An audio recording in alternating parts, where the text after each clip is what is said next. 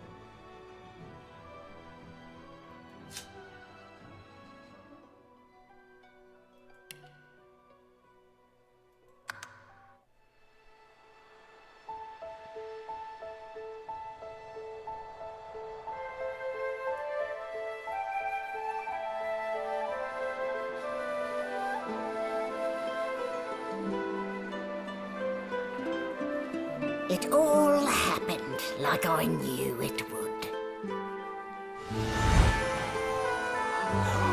A single drop of source magic. And, like flies to honey, the monsters swarmed. The rabble panicked.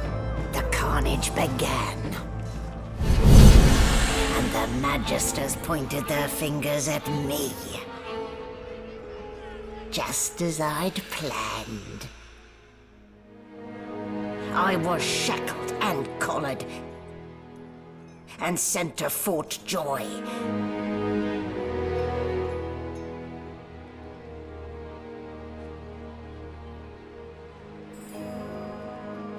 here to kill Godwoken. But instead I became part of their story.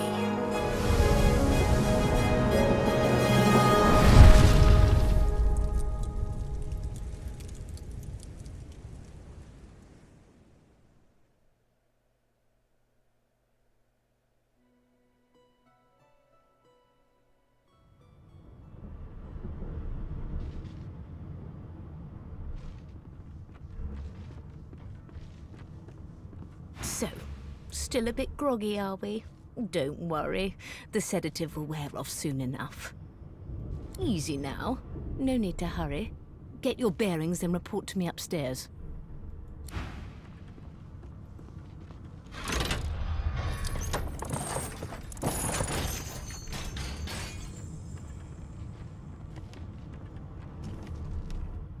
So, it wasn't a dream after all.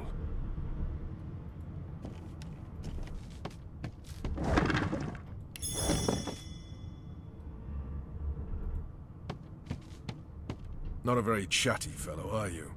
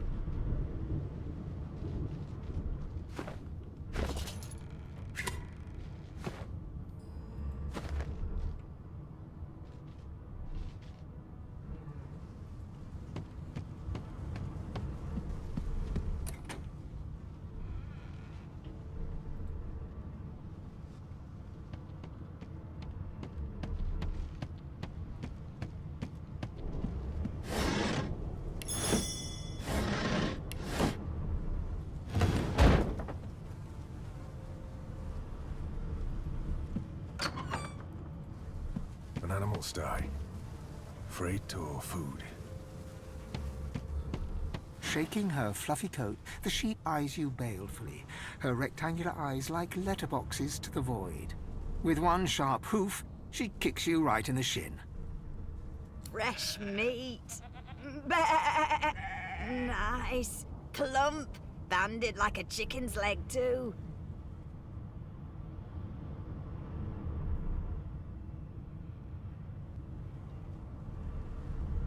That may be so, but look at the flies. Ban wisdom. Flies know when a creature will die. And it's around your head they're buzzing, not mine. With two shakes of her stumpy tail, the sheep turns away from you to peruse her hay-filled manger.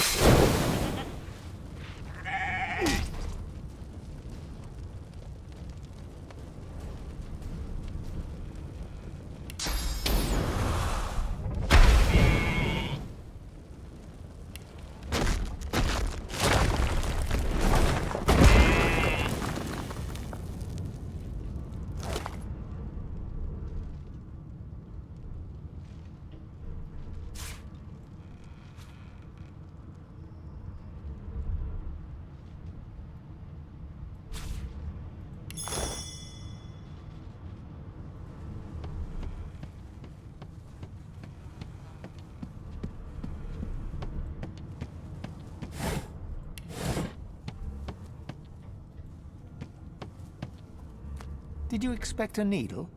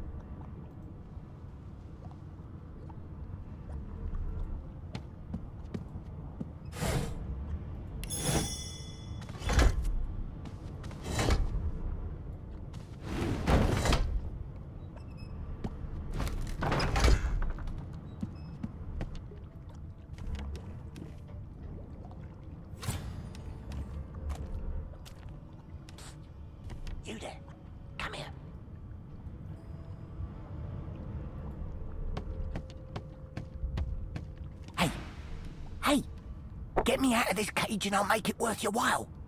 You in? Set me free, and I'll set you free. A fair trade, I should think. A gentleman among jesters, you are. Give that lever a pull, and I guarantee we'll both get something out of the deal. Your guess is as good as mine. Someone screamed loud as a banshee. After that, pure pandemonium. They never even told me what I was accused of. Just dragged me down here.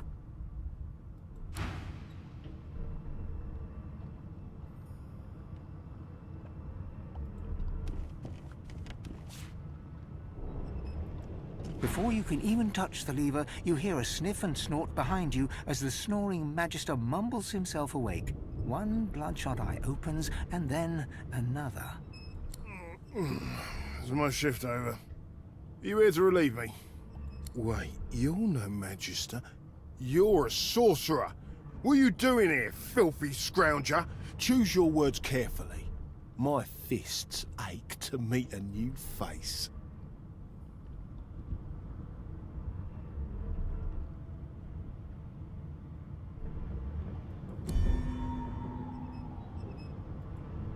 A clever story. I almost fell for it. Almost. I should have known there'd be trouble.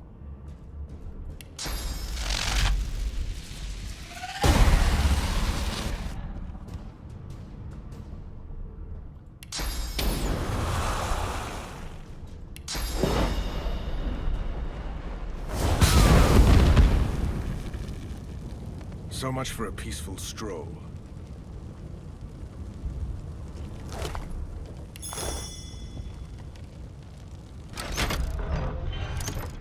The prisoner's buoyant voice darkens as his eyes rest on yours. Ah, freedom. Tastes better than wine. I'm nothing if not a man of my word. And I did give my word I'd set you free, lad. Say your prayers while you've breath to speak them. The halls await.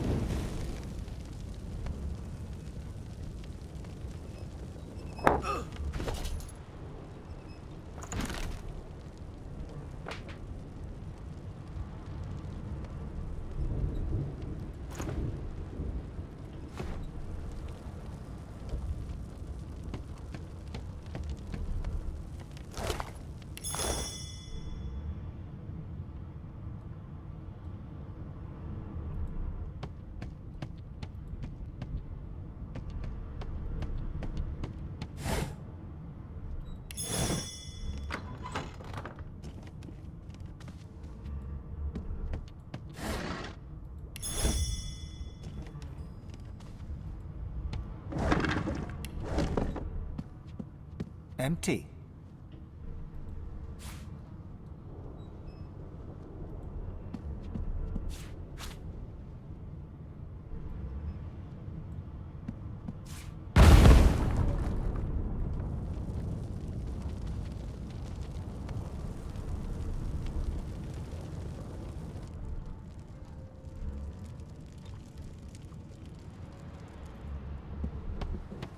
Not the most elegant solution, was it?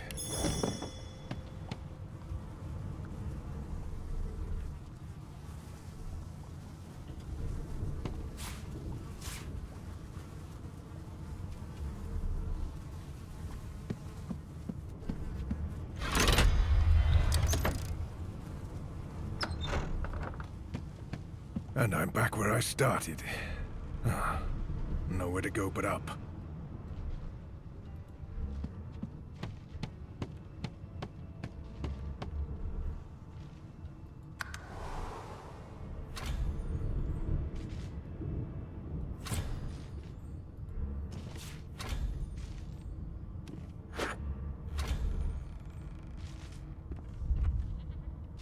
No lesions, no trauma. Here's play magic.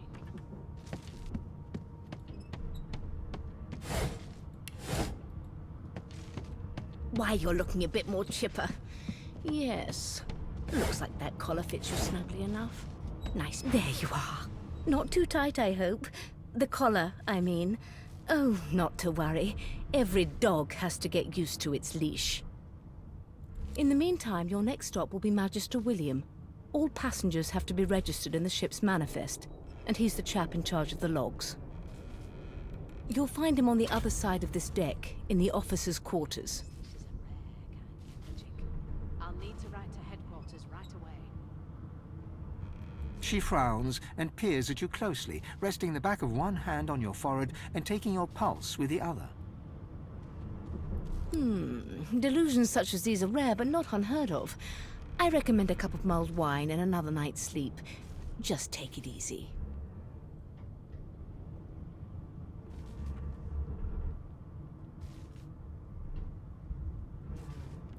Why? Because we're at sea, of course, and have been for several days.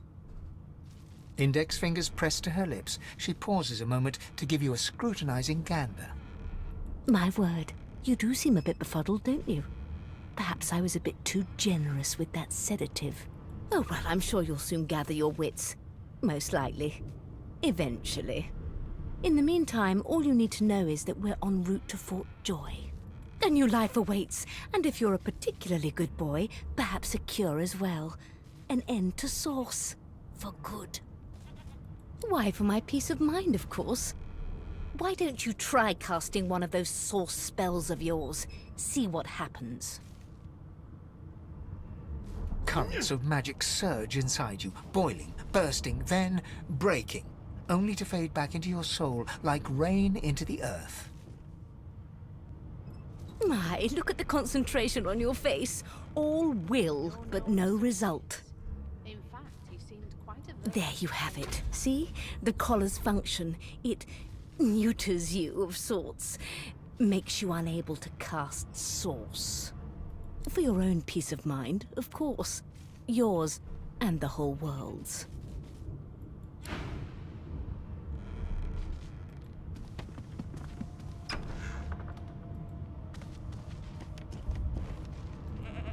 Good gods.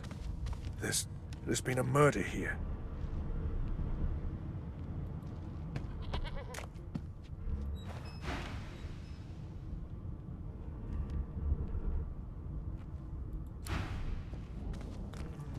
ugly sight, isn't it?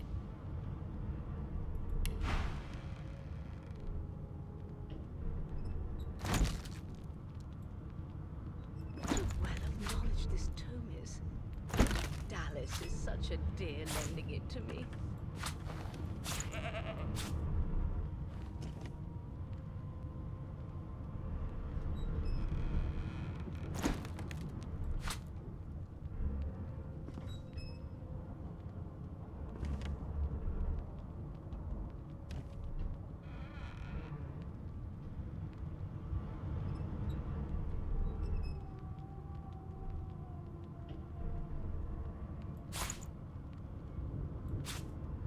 Everything's spick and span. Nothing left to do, really.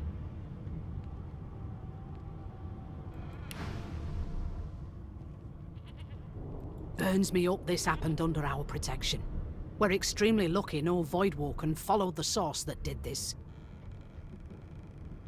Finn didn't see it like that. He was desperate for us to help him. Two things scared the living daylights out of him. His own shadow and his own source. We'll find out who did this. Speaking of, She looks up at you with a mirthless smile. I was on duty in your room when the murder happened. You were asleep the whole time. Didn't even stir. You're one of the only indisputably innocent people on the ship. Unless you can commit murder in your sleep, of course.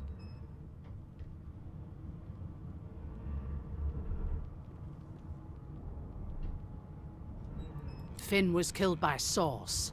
If a Magister could do that, there wouldn't be a Magister. It looks more like a passenger managed to slip their collar. And the rest, well, you see the evidence in front of you. Listen, I could use someone to keep their ears open among the passengers. Sometimes they clam up in front of a uniform. Bring me a good lead, and I'll throw in a shiny gold coin for you. How about that? A man of principle. I get it. Wonder how you'll feel when whoever did this does it again. You let me know if you hear anything. Whoever did this is dangerous.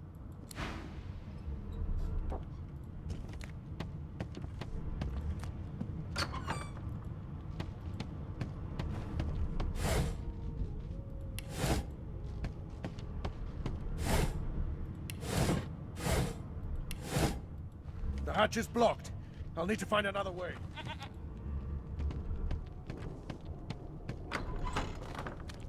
Come on, please, Losa. That's enough now.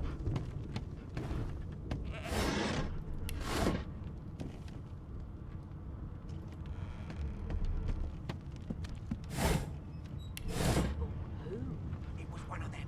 I know it. You put a knuckle in it. I'm trying to concentrate. They don't care about us. We're like cattle to them. I'll give you that knuckle if you keep carrying Ah, on. there you are. Husband. Would you please tell this very charming gaggle of not at all brat-like babes that I am by no accounts this Losa woman, nor do I sing, in fact. I'm deathly allergical. How very correct you are, spouse of mine. Madame Josephine Gribbles de Peeb refuses to be confused with anyone else. What? What's so funny? Her pinched face cracks into a great grin, and she shoos the children away from her with a laugh. Yeah, okay, you found me out. Go on and git, and maybe I'll sing you something when I'm good and ready. She turns to you, dark-eyed and dirty-haired, and smiles flatly. Gotta keep ourselves entertained, haven't we? You presume right. Nope, trying not to find anything out either. Ignorance is bliss. The utterer, the better. Thanks, but I already belong to an elite and exclusive ship gang. We play ball every day after lunch. You're too soft for it. You take care, though. Suddenly, her eyes cloud to an unnatural black. Greyish veins run down her face, and her mouth tightens into a cruel sneer. As quickly as they came, the clouds clear. She smiles as though no change came over her. Good luck, Chief. Can we just skip to the part where I reassure you and you shut up? You think me mad? A broad dwarf sits totally upright on the bench, eyes closed, palms face up on his knees. His beard is a cascade of meticulous plaits, each one braided through with golden medallions. He raises an eyebrow as you approach, but doesn't open his eyes. Listen up, boy. You hear that? Unacceptable. I've never dined on He turns his head toward you, looking you up and down, and smiles before turning his attention to the ship once more. You look like a boy to me. Listen if you're interested, or get gone if you aren't. The ship, of course. Clearly don't know the first thing about sauce. A wave of sound washes over you. The unintelligible chatter of your shipmates, the groaning of wood from floor to ceiling, the boom, crash and crackle of waves around you, complaints from the sea itself. And? Sick as a leper's cat. From the state of it, I'd say she's being cared for by a bunch of beardless babes who never loved anyone but their own mums. But there's more. Listen, there now, just like that. Squeak! Aha! His eyes snap open as his countenance breaks into an expression of joy. One great paw claps you on the back. The other catches you before you lose your footing. There. You heard it, didn't you? I knew it. I knew it. Aye, this is good news, boy. Good I've never news. dined on anything less than a dozen-course dinner, and I don't intend to do away. No, you beautiful idiot. That wasn't any rat. It was the wheel. Squeaks whenever the helmsman jerks it clockwise, which means we're heading east.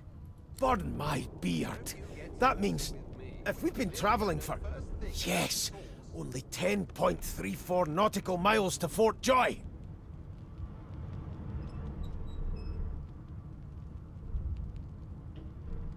Never thought you'd end up a prisoner. Captain, actually. And that figure tells me we're getting close to the Joy. Close to what lies beyond it, too. The dwarf leans back from the table and strokes his beard, gold medallions jingling merrily. His eyes roll over to you. That'll be all. Thank you kindly, boy.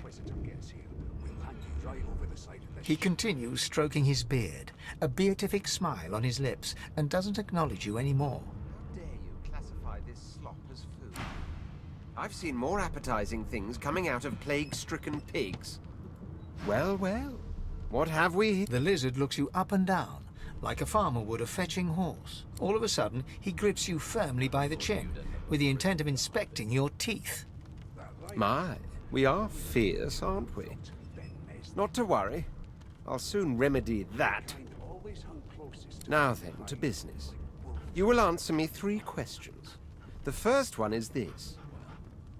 Can you cook? Goodness gracious me, what a bore. Off with you. Quite clearly, you wouldn't have done at all. Shoo. It was one of them. I know it. Would you put a knuckle in it? I'm A trying. scruffy man lounges against the wall with scarred arms folded. A sly smile playing on his face, he stares across at the Magister guarding him. Noticing you, he straightens and beckons for you to come closer. Watch your back, new fish.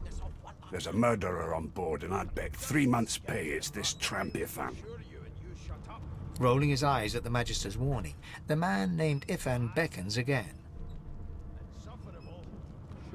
He leans in and adjusts your collar with a sharp tug, balancing its weight so it no longer presses unpleasantly on your neck. He winks. Pinches less that way, right? Hocking a phlegmy gobbet in your general direction, the sullen Magister settles back to his task of glowering at ep1. And now, you. We used to know each other, more's the pity. I was his commander many, many, many moons ago. Isn't that right, Vic? Standing far back from ep1, the tight-faced Magister draws one finger across his throat in an elaborate fashion, but says nothing. ep1 grins, flashing pointed white teeth. Same as he was at 14 years old. Only difference is somebody gave him a bigger sword, and now he's Johnny Big Pants.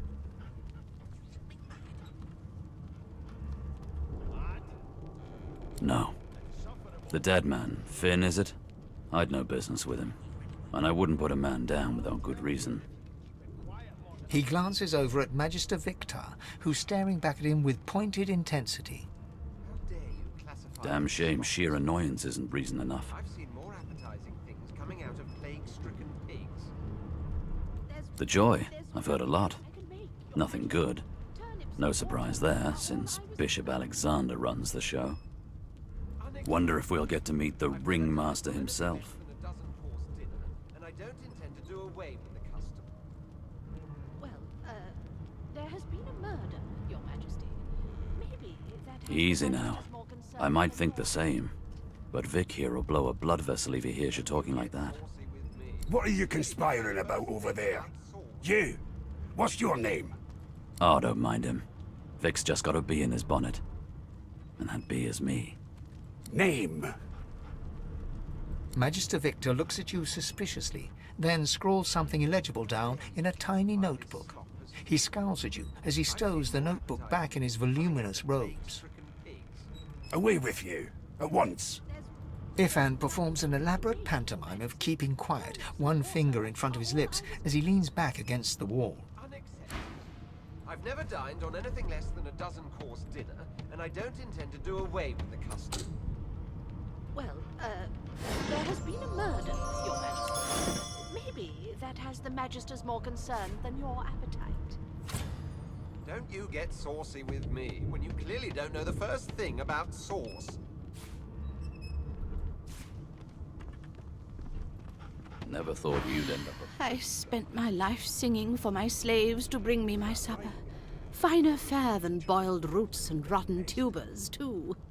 Meanwhile, the Magisters feast on honeyed meat behind this very wall.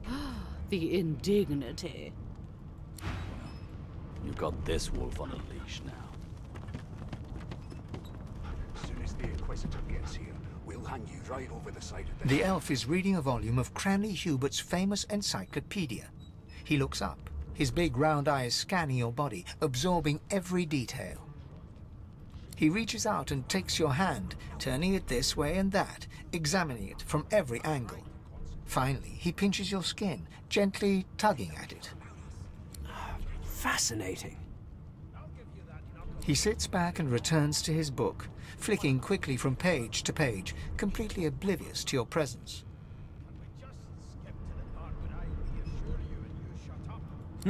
What purpose did that serve? Was that a greeting? Was it... Oh dear. I seem to have crossed some cultural taboo. How... difficult. You have my apologies, human. Perhaps I should demand the same from those red-cloaked humans. They laid their hands on me more than once.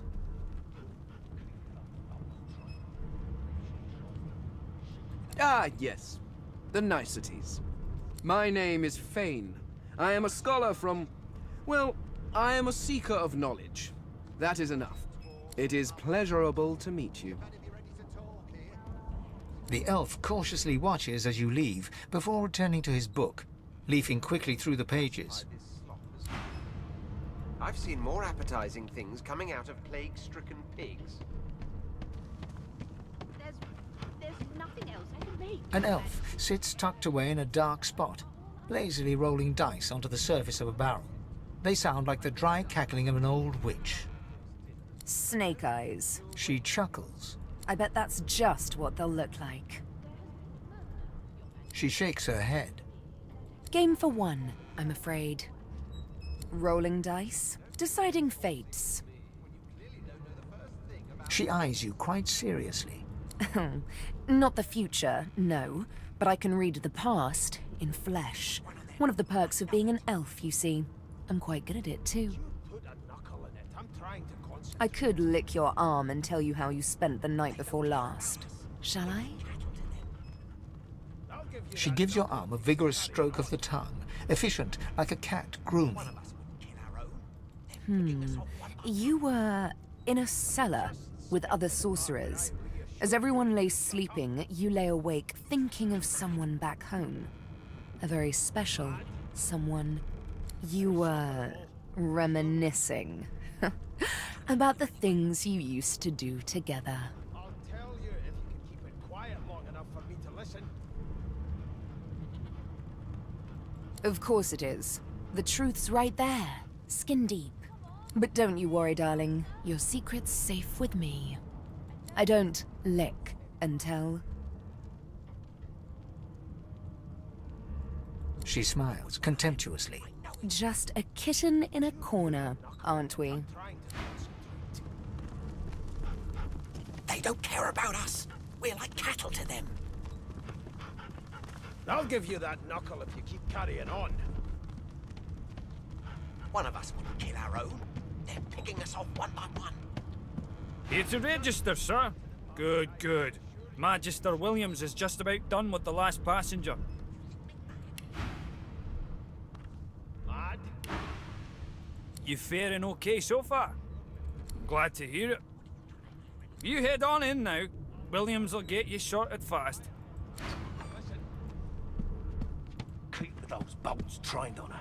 And if she tries to run, shoot to kill. End up a prison guard. Standing at the center of the room, you spot a sorcerer haughtily eyeing a pair of nervous-looking magisters. They keep their crossbow trained upon her as she's being interrogated by an officer.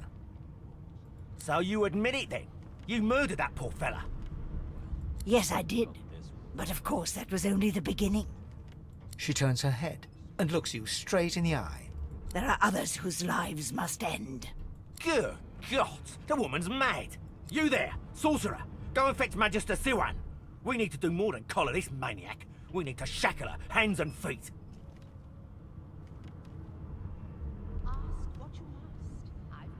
It means your journey draws to a close. Do stick around for its finale, though, because... She reaches for her collar and simply removes it. I'm just about to create a scene.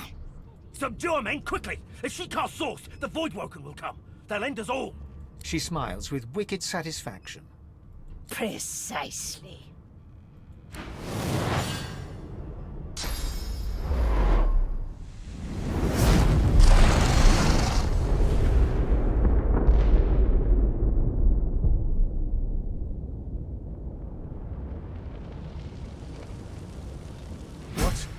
What's happened?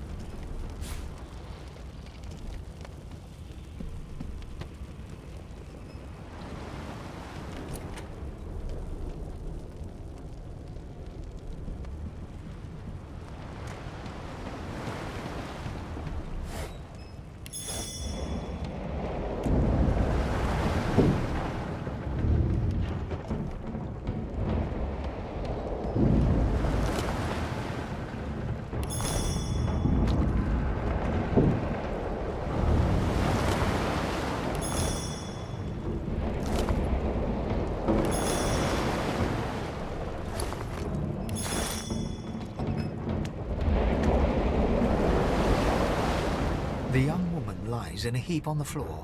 She's breathing normally, but her eyes are wide open, like those of a corpse.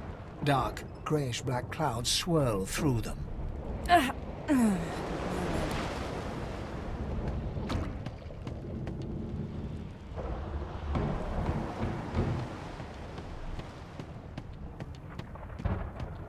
No, not the final dark.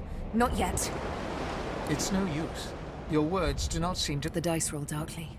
They're rolling for me.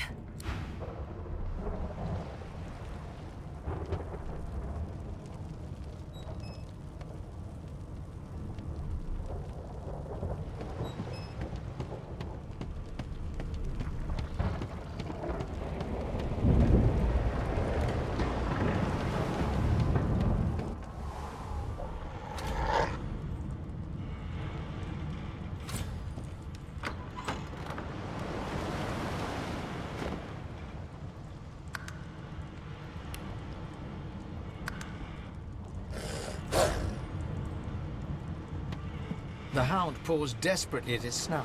It winces as it draws blood from its wet black nose and continues scratching. The dog notices you for the first time. You sorcerer! It sneezes suddenly and paws at its nose once more. Can't smell. Can't breathe. Too much sauce. Too much.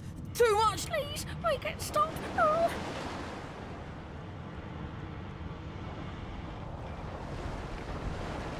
The hound sees you reach for your weapon and growls, baring sharp, white teeth.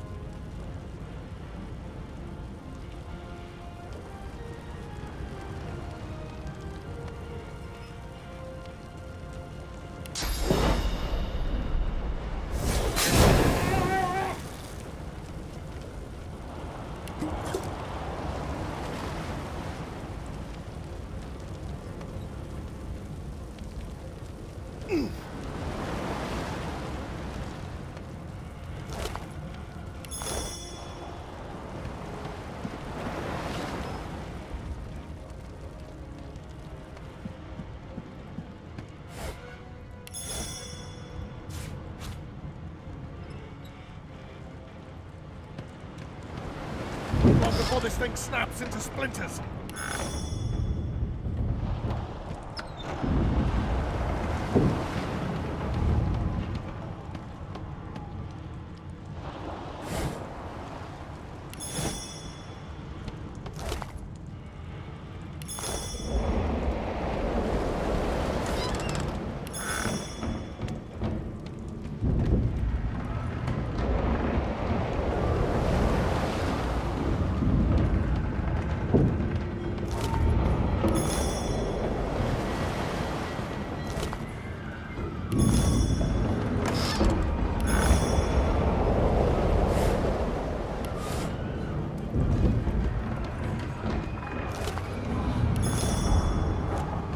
Great gods! Something's pounding on the hull!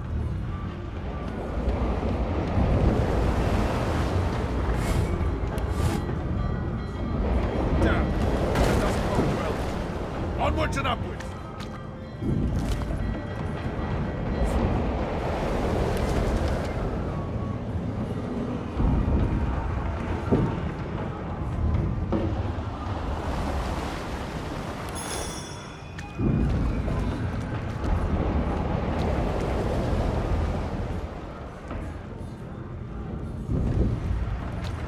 You pass through the door, and the skeleton is quickly leafing through a volume of Cranley Hubert's famous encyclopedia. No, no, no. What damn fools record knowledge on a pulped tree? It catches fire, it turns into must when wet, it cannot even resist acid. No wonder they're so bloody ignorant. The skeleton looks up and notices you for the first time. Oh, it's you. Shouldn't you be running and screaming or some such?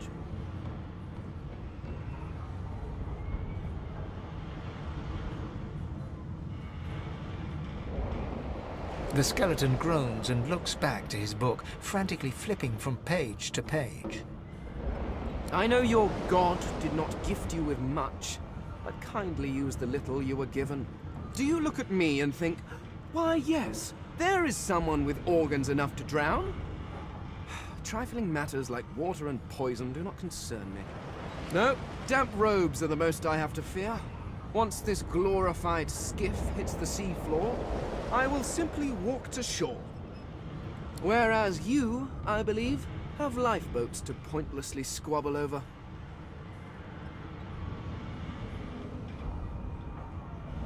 The skeleton holds up his book in one quick, frustrated movement.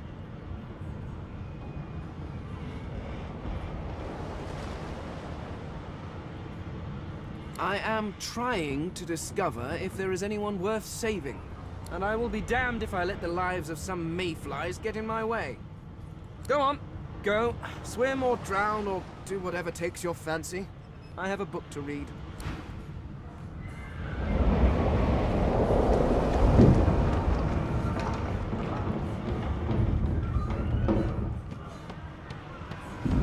The marking on the door was painted. You press your palm against the door to open it. It doesn't budge. The door groans open, but an ashen shadow clouds your mind.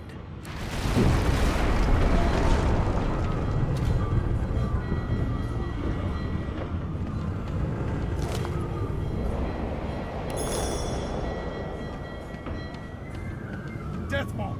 I need to get out of here now!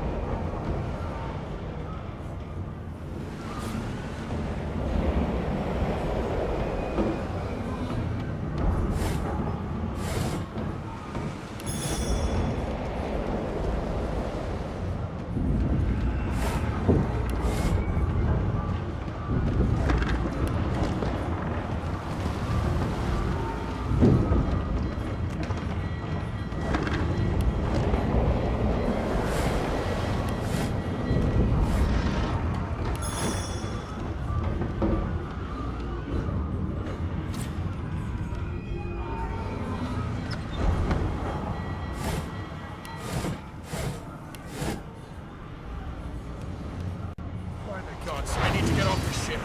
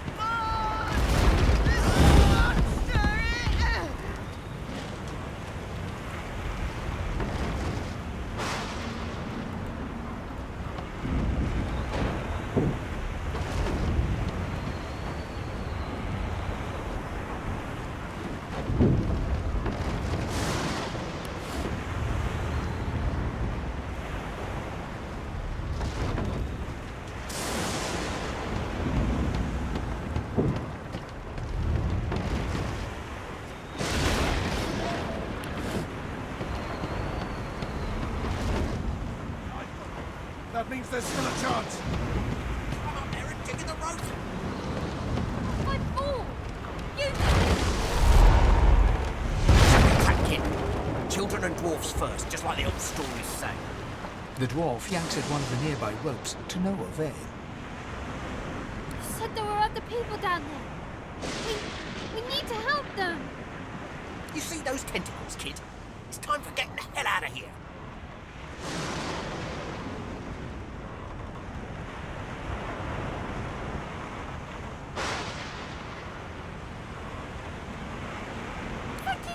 Thank you! There's a ladder right over there. You can go straight down. You're gonna be the death of us, you hear?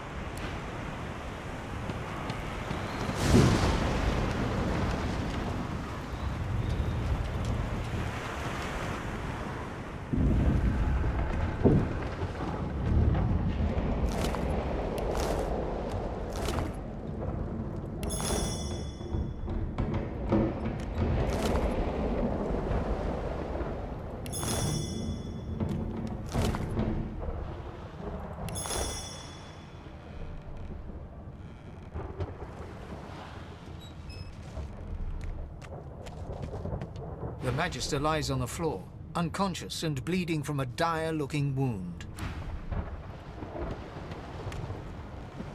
You can walk. Get yourself up the ladder. There's a... Wait! Find Woken!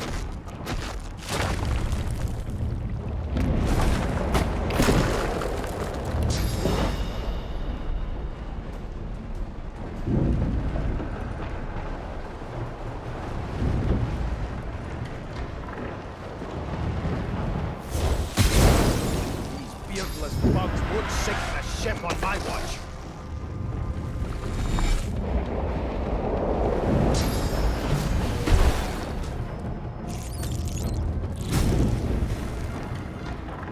I thought Voidwoken was supposed to be scary.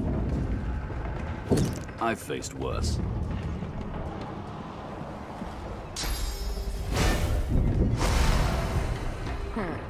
Let the games begin. It's your maker. They who are about to triumph.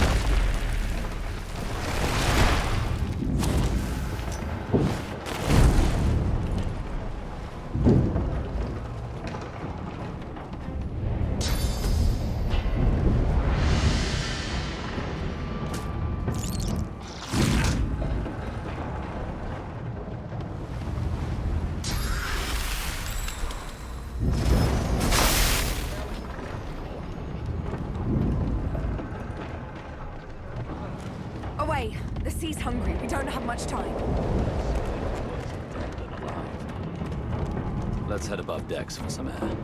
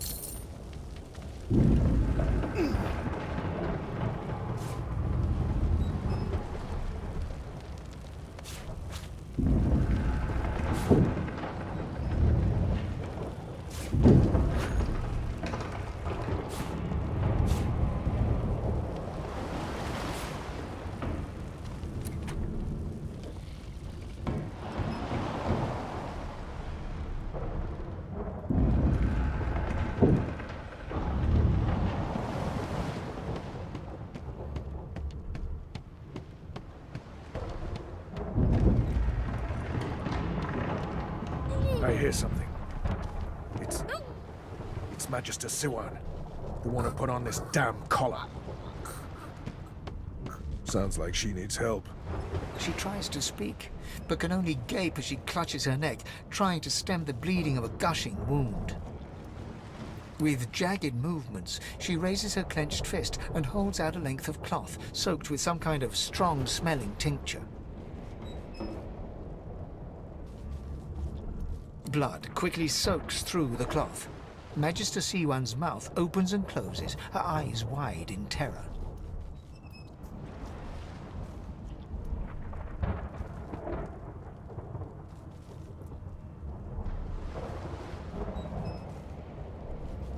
It's working. The pressure is stemming the flow of blood. Siwan clutches your arm, her eyes locked with yours. Something within the ship snaps. The floorboards shudder. Siwan struggles to her feet, clinging to you tightly. The ship lets out a deep groan, then cracks. Ripping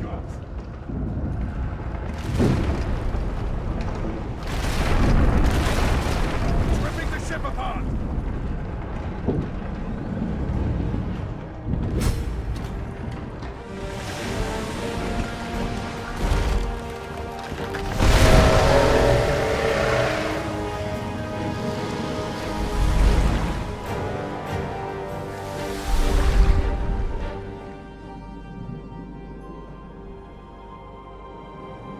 I have plans for you, child. Rise.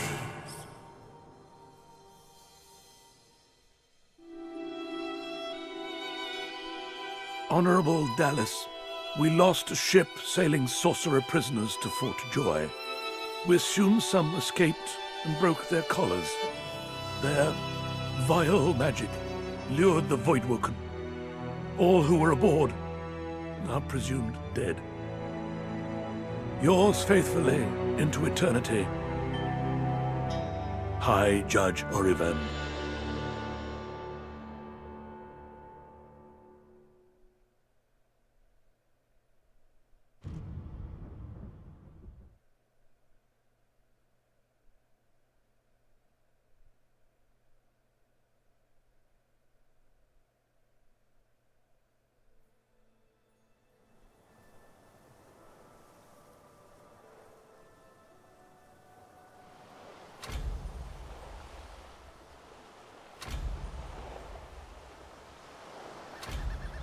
Those Voidwoken made short bloody work of the ship.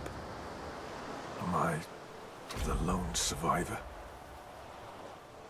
It seems someone, something, wanted me alive.